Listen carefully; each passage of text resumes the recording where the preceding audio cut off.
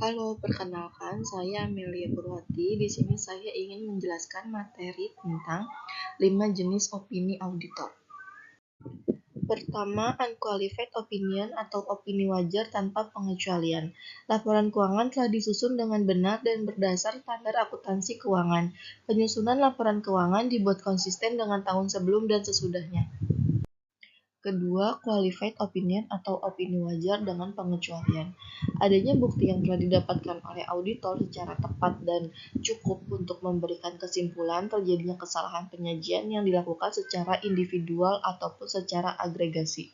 Pengaruh dari hasil audit adanya material yang tidak preventif terhadap laporan keuangan yang disajikan. Tidak diperolehnya bukti secara cukup dan tepat oleh auditor untuk mendukung opininya.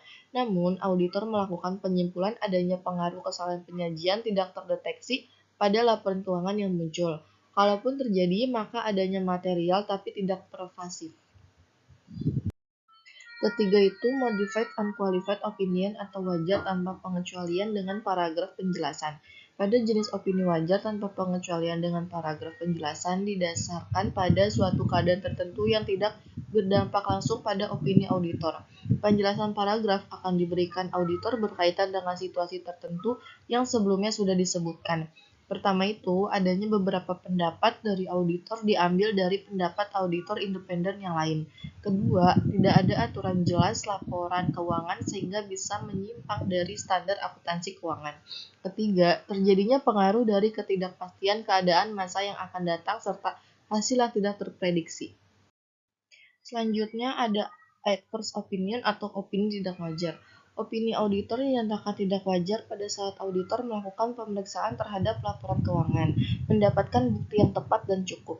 Selanjutnya, auditor akan menyimpulkan adanya kesalahan yang terjadi pada laporan keuangan, seperti kesalahan penyajian. Kesalahan penyajian ini bisa juga karena individual atau secara agregasi yang merupakan material secara pervasif dihadapkan pada laporan keuangan. Pervasif berarti bahwa adanya kesalahan yang berdampak kemanapun serta mendalam. Terakhir ada disclaimer of opinion atau opini tidak menyatakan pendapat.